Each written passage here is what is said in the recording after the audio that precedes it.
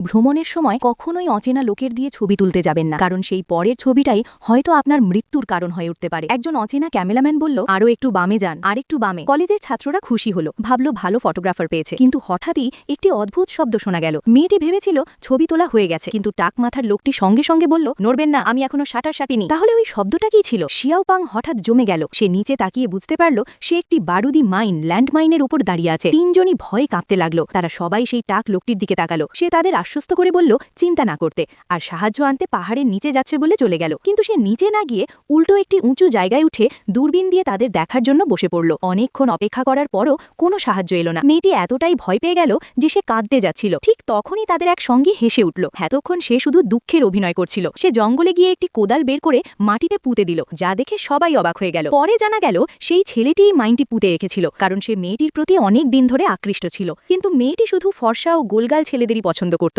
তাই মেয়েটির মন জিততে সে ওই টাক লোকটির সঙ্গে মিলে এই ভয়ঙ্কর পরিকল্পনা করেছিল। তার এই ষড়যন্ত্র সফল হচ্ছে দেখে শিয়াওপাং হঠাৎ বলল, এই মাইনটা নকল, আসল হলে তুমি এত কাছে আসতে সাহস করতে না। তখন তার সঙ্গী স্বীকার করল যে এটি বিস্ফোরিত হবে না, কিন্তু পরের মুহূর্তেই সে বলল, তবে এখন পরিস্থিতি আলাদা, একবার সেফটি পিন খুলে গেলে মাইন যে কোনো সময় ফেটে যেতে পারে। এই কথা শুনে শিয়াওপাংয়ের হাসি থেমে গেল। মেয়েটি তার সঙ্গীকে বারবার অনুরোধ করতে লাগলো তাদের ছেড়ে দিতে, কিন্তু দেখে যে মেয়েটি এখনও শিয়াওপাংয়ের জন্যই কাকুতি করছে। সে আরও ক্ষেপে গেল। সে সেফটি পিনটি পাহাড়ের নিচে ছুঁড়ে ফেলে দিল এবং ব্যাগ কাঁধে নিয়ে চলে গেল। তবে সে খুব দূরে যায়নি, গিয়ে সেই টাক লোকটির সাথেই যোগ দিল। এবার দুজনেই বিভ্রান্ত হয়ে পড়ল, কি করবে বুঝতে পারছিল না। শিয়াওপাং তার প্রেমিকাকে চলে যেতে বলল, কিন্তু মেয়েটি কোনোভাবেই তাকে ছেড়ে যেতে রাজি হলো না। সে তাকে বাঁচাতে চেয়েছিল। কিছুক্ষণ পর সে পাহাড়ের নিচে সেফটি পিন খুঁজে পেল, কিন্তু অনেক চেষ্টা করেও সেটি আবার লাগাতে পারল না। দেখে মনে হচ্ছিল শিয়াওপাং পড়ে যাবে, তাই তার প্রেমিকা তার পিছনে একটি গর্ত খোঁড়ার সিদ্ধান্ত নিল। হয়তো বিস্ফোরণের আগে সে সেখানে লাফ দিলে বাঁচতে পারে, কিন্তু অন্ধকার নেমে আসছিল আর গর্ত এখনো পুরো হয়নি। ঠিক তখনই একটি শিকারী কুকুর তাদের দিকে ঝাঁপিয়ে পড়ল। মেয়েটি দ্রুত কোদাল তুলে সেটিকে তাড়াতে গেল। কুকুরের মালিক এক শিকারী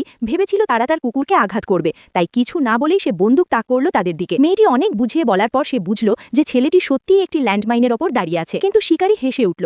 সে বহুবার এই পথে গেছে, এখানে মাইন থাকলে সে আগেই মারা যেত। সত্যি কিনা যাচাই করতে সে হঠাৎ শিয়াওপাংয়ের দিকে একটি পাথর ছুঁড়ে মারল, কিন্তু শিয়াওপাং একটুও নড়ল না। তখন শিকারী তাদের কথা বিশ্বাস করল এবং আগের আচরণের জন্য ক্ষমা চাইতে লাগলো। তারা ভাবল এবার বাঁচা যাবে, কিন্তু হঠাৎ শিকারীর আচরণ বদলে গেল। সে বিকৃত দৃষ্টিতে মেয়েটির দিকে এগিয়ে এলো। ছেলেটি অসহায়ভাবে দেখছিল তার প্রেমিকাকে এক বৃদ্ধ লোকের দ্বারা অপমানিত হতে হচ্ছে, অথচ সে কিছুই করতে পারছে না। এই সুযোগে শিকারী আরও বেপরোয়া হয়ে উঠল, কারণ জানতো ছেলেটি একটুও নড়তে পারবে না। ছেলেটি তার কাছে থাকা সব টাকা ও কার্ড বের করে তাকে দেয় যেন সে মেয়েটিকে ছেড়ে দেয়, কিন্তু শিকারী সেগুলো মাটিতে ফেলে দিল। সে বিকৃত হাসি নিয়ে মেয়েটির দিকে এগিয়ে গেল, তার পোশাক খুলে ফেলতে চাইল। এবার ছেলেটি আর সহ্য করতে পারল না। সে চিৎকার করে গালাগালি দিতে লাগলো। এতে শিকারী ক্ষিপ্ত হয়ে তাকে ধাক্কা দিল এবং লড়াইয়ের চ্যালেঞ্জ ছুঁড়ে দিল। ছেলেটি ভয় ও কষ্টে ভেঙে পড়েছিল।